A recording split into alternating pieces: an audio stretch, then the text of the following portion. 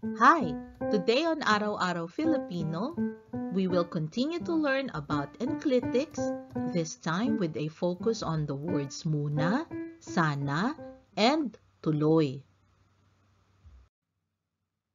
For several lessons now, we have been learning about enclitic particles or mga katagang enclitiko. These are short words in the Filipino language which usually do not have a meaning of their own, but when you add it to a sentence, it adds nuance or context. The words in yellow are the ones we have already learned. If you missed the lessons for these words, they will be in the link in the description below.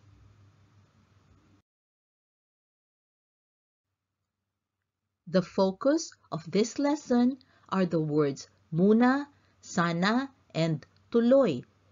This is also the last set of enclitic particles in this series of lessons. Let us start to learn about muna.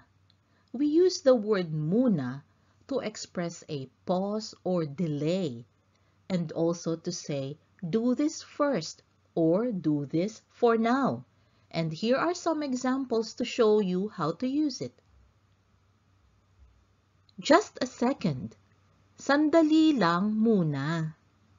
So when you say just a second, you're introducing a pause or a delay to a situation. And in that case, we use the word muna. Just is lang. A second, sandali. And then we use our enclitic, muna. Wait a moment. I have something to say. Teka muna. May sasabihin ako. Wait a moment. The whole phrase is simply teka. And then we added muna because to ask someone to wait for a moment is to ask them to pause or delay.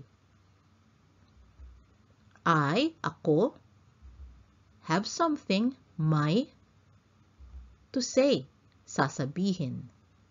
Here is another one. Hold a second, I am thinking. Teka muna, nag-iisip ako. Hold a second is also teka, and then we use our enclitic muna. I am, ako. Thinking, nag-iisip.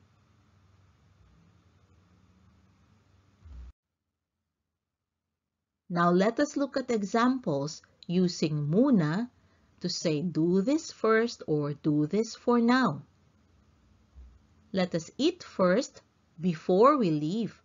Kumain muna tayo bago tayo umalis. Let us eat, kumain tayo. And first, muna. Before, bago. We, tayo. Leave, umalis. Think first before you talk.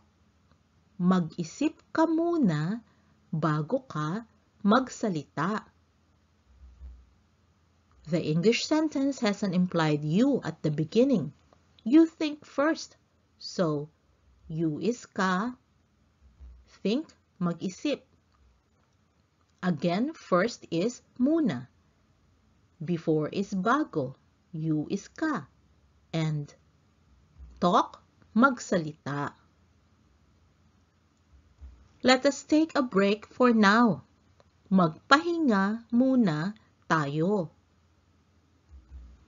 Take a break. Magpahinga. And for now is muna. And us is tayo. Let us take a break. Magpahinga tayo. Let us take a break for now. Magpahinga muna tayo.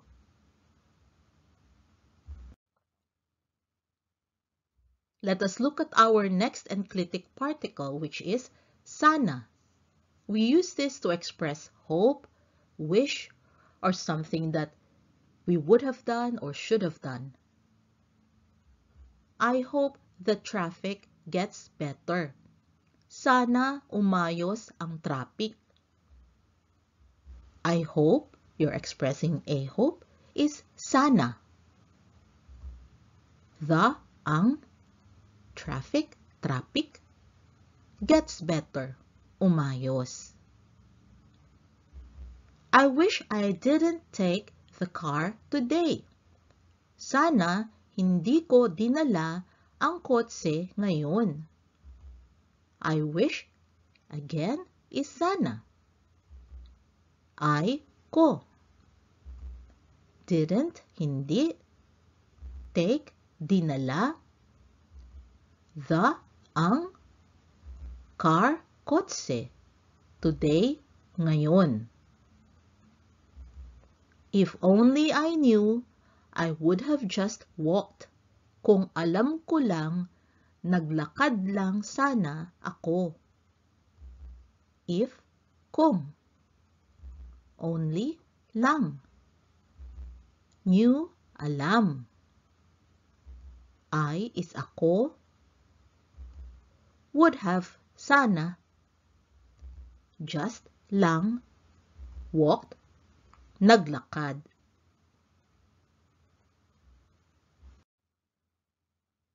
Here are some more examples using sana. I wish you told me earlier. Sana, sinabi mo sa akin ng maaga. The Filipino sentence actually translates to, I wish you told to me earlier. But that is bad grammar in English, isn't it? Now, I wish is sana, you, mo, told, sinabi, to is sa, me, akin, earlier, nang maaga. I hope you are not angry with me. Sana hindi ka galit sa akin. I hope, sana. You, ka, are not, hindi, angry, galit, with is also sa, and me is akin. I would have told you, but I was afraid. Sinabi ko sana sa iyo, pero natakot ako. Again, the English sentence there, if you translate the Filipino word for word, the English sentence would be, I would have told to you. I, ko, would have, sana, told, sinabi, and to is sa. You, iyo, but, pero, I, ako, was afraid, natakot.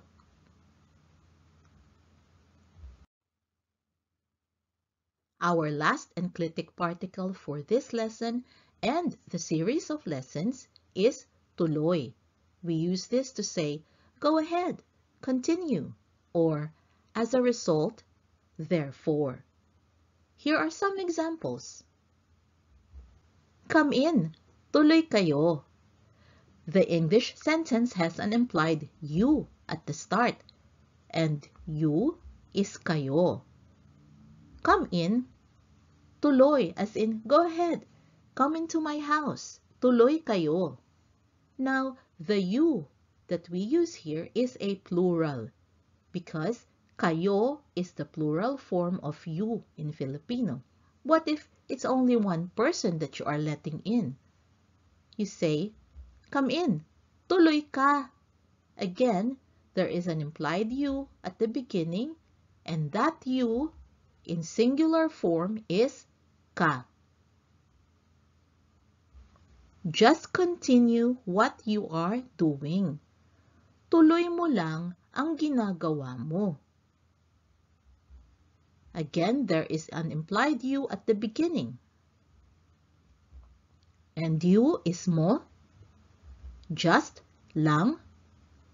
Continue, tuloy. What you are doing is ginagawa. And what you are doing, the whole phrase is ang ginagawa mo. The fight goes on. Tuloy ang laban. The ang fight laban. Goes on, tuloy.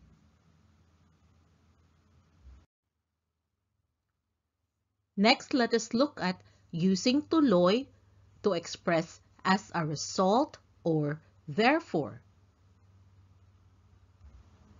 The car broke down. As a result, I'm late. Nasira ang kotse. Tuloy, late ako. The, ang, car, kotse. Broke down, nasira. As a result is our enclitic tuloy. I am, ako, and we just use the English word for late. The bakery is shut. Therefore, we do not have bread. Sarado ang panaderya. Tuloy, wala tayong tinapay. Bakery is panaderya. Shut or closed is sarado. Therefore, tuloy, we, tayong, do not have, wala, and bread is tinapay. One more example. They fought. As a result, they're quiet. Nag-away sila, tuloy, tahimik sila. They, sila, fought, nag-away. And again, as a result, tuloy, they is sila and quiet, tahimik.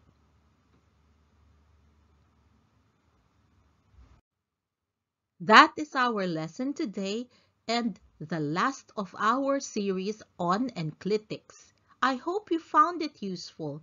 And for your homework, as usual, practice using muna, sana, and tuloy in your sentences. Have fun! I hope you can join us again next time on Araw-Araw Filipino. Thank you. Salamat po. Now, a few words from my son, Max. Thought this video was cool? Watch the next one and like and subscribe the channel too if you haven't yet. Bye-bye! Bye!